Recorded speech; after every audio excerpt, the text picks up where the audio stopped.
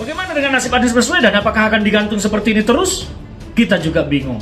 Padahal semestinya hukum harus ditegakkan. Jika memang Anies Baswedan tidak bersalah, nyatakan tidak bersalah. Jika memang Anies Baswedan tidak memenuhi bukti dan alat-alat bukti serta keterangan menyatakan keterlibatan dalam kasus Formula E, nyatakan, hentikan kasus ini.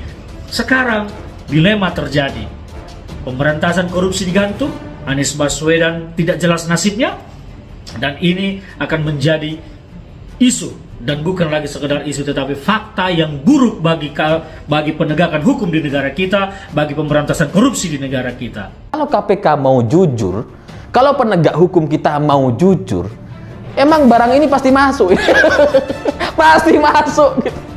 Karena sudah terlalu banyak kejanggalannya, terlalu banyak cara-cara Anies untuk menghilangkan jejaknya, menghindari pemanggilan dari DPRD gitu, untuk menghindari jawaban-jawaban terkait Formula E. Terlalu banyak gitu. Jadi ya kalau memang ini KPK mau jujur, maka Anies ini pasti masuk. Tapi seperti berharap hujan di bulan Juli. Seperti penyelidikan atau penyidikan kasus Formula E ini makin lama tuh makin hilang kabarnya. Sementara duit negara tuh sudah amblas entah kemana. Masalahnya apa sebenarnya? Bukankah KPK memiliki resource yang luar biasa untuk mengungkap dugaan kasus sepele seperti Formula E itu? KPK punya semua SDM, punya semua peralatan yang konon maha canggih kalau dibanding sederhananya kasus seperti berantakannya soal duit Formula E itu. KPK berani tangkap Anies. Wah, hebat betul. Anies ini hebat sekali. Setiap anggaran yang tidak sesuai dan mengundang tanda tanya dibiarkan dan tidak diusut sama sekali oleh KPK. Sekarang ini kita tahu bahwa si Novel Baswedan sudah dibuang dari KPK kembali ke polisi sebagai ASN dan gak tahu kerjanya. Melihat tidak apaan beberapa hal yang sudah dilanggar oleh Anies, ini sangat banyak. Selain melanggar akal sehat, dia juga melanggar hal-hal yang bersifat operasional. Kita tahu bahwa Wan Lubang ini menjadi sosok yang benar berani-beraninya dengan bebas dan dilihat ke layar umum memperhatikan anggaran Firly. Firly ternyata setelah dikorek-korek dan digali-gali, masa lalunya dia adalah orang yang pernah satu mobil dengan terduga teroris Menarma, satu mobil komando, dan dianggap menjadi junjungan dan orang yang dieluk-elukan oleh alumni 212 yang secara langsung adalah pendukung Anies dan radikal. Saya kira Novel Baswedan dan 50-an orang di KPK yang gagal tes wawancara kebangsaan saja yang mendukung Anies. Tapi sekarang setelah melihat isi KPK yang tersisa, ternyata sama saja. Selama tidak berani tangkap Anies, KPK ini pengecut dan patut dibubarkan. Sayang banget, KPK didirikan di era Presiden Megawati Soekarno Putri untuk tujuan mulia dengan orang-orang dan pimpinan yang mumpuni macam Anto.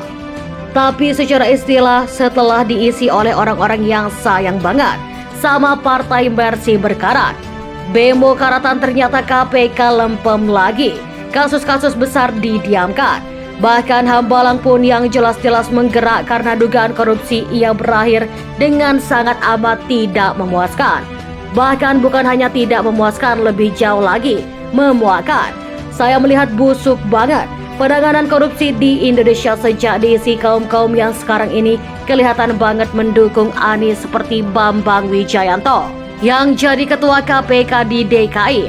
Lalu ada Novel Baswedan, sepupu lansia yang pernah jadi tersangka penganiayaan, tersangka pencurian burung walet, dan Febriansyah, Antos dasar kriminalisasi di era SBY soal pembunuhan yang ia tidak pernah kerjakan sama sekali.